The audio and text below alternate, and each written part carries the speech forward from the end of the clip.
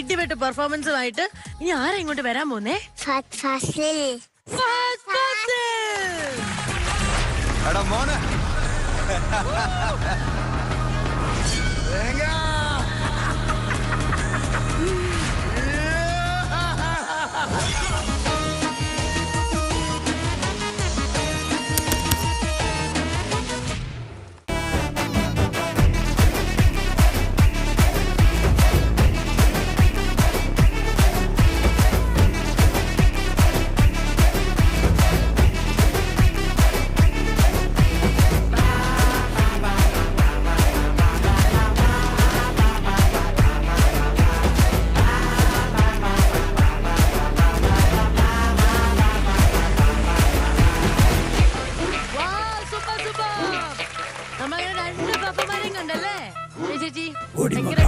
സ്പിരിറ്റോടെ നിൽക്കുന്നുണ്ട്. ക്ലാസ്മേറ്റിനെ എപ്പോഴും ഇങ്ങനെയൊക്കെ കാണാം.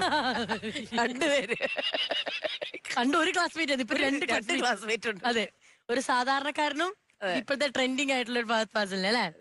രണ്ടുപേരും രണ്ട് കഥാപാത്രങ്ങളായിട്ടല്ലേ വന്നത്. ഇനി നമുക്ക് കുറച്ച് ആവേശത്തിലേക്ക് കിടന്നാലേ? അല്ല, അതേ എനർജി ആയിരുന്നു കേട്ടോ. അതേ എനർജി ലെവലിലാണ് ഇവിടെ പെർഫോമൻസ് ചെയ്തത്. ആർട്ടിസ്റ്റ് ആണ്, സൂപ്പർ ആയിരുന്നു. പേര് പറഞ്ഞോ, പേര് ഡാൻസ് പഠിച്ചിട്ടുണ്ടോ? ആ ഡാൻസ് ആണ് ഇപ്പൊ കണ്ടില്ലേ, ഡാൻസ് കളിക്കുന്ന പോലെ കളിക്കും. ആൾക്കാര് സൂപ്പറാണല്ലോ. മിന്നു അടിപൊളിയാട്ടോ. ആൾക്കാരൊക്കെ എങ്ങനെ കൊണ്ടുവരുന്നത്? നമുക്ക് ഒരാളെ പോലും കൊണ്ടുവരാൻ പറ്റില്ല. ഈ മിന്നുനൊക്കെ എവിടെ നിന്ന് ഇത്ര ആൾക്കാരെ കിട്ടുന്നത് അല്ലേ? അതും വഴിയിൽ വരുന്ന കോണ്ടാക്ട് നമ്പർ ഒക്കെ ഉണ്ട്. അപ്പൊ മിന്നു, ഈ പറഞ്ഞ എല്ലാരും കൂടെ നമുക്കൊന്ന് വിളിച്ചാലോ ഇങ്ങോട്ടേക്ക്? അപ്പൊ എന്തായാലും നമ്മുടെ ഈ സെലിബ്രിറ്റീസ് എല്ലാവർക്കും സ്നേഹ സമ്മാനം നൽകാൻ പോവാണ്. എല്ലാം മിന്നുന്റെ വക കേട്ടോ. നമുക്ക് ദേവി ചേച്ചിനെ വിളിച്ചാലോ? ദേവി ചേച്ചി,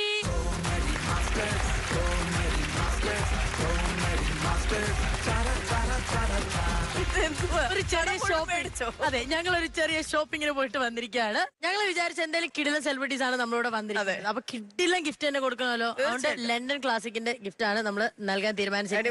ചേച്ചി അങ്ങേ അറ്റത്ത് തുടങ്ങിക്കോ. ഓ, ഭാഗ്യം നോക്കണേ.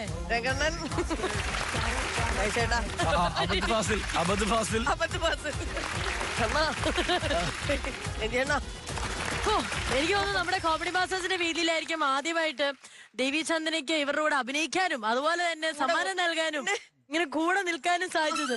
എന്നൊരു കാര്യം ചെയ്യാം, എനിക്ക് തോന്നുന്നു ഈ കലാശക്കൊട്ടം എന്നൊക്കെ പറയത്തില്ലേ, ഏറ്റവും കൂടുതൽ പവർഫുൾ ആയിട്ടുള്ള ഒരു ടീം ഇവിടെ ഉള്ളത് കൊണ്ടും നമ്മൾ കൂടാണ്ട് നമുക്ക് ഇവിടുത്തെ ഏറ്റവും ശക്തരായ ഡാൻസേഴ്സിനെ കൂടെ വിളിച്ച് പിന്നെ ആകെ പോളിച്ച് അതിന്റെ ചെയ്യാം. ആരോട് ചോദിക്കുന്നത്?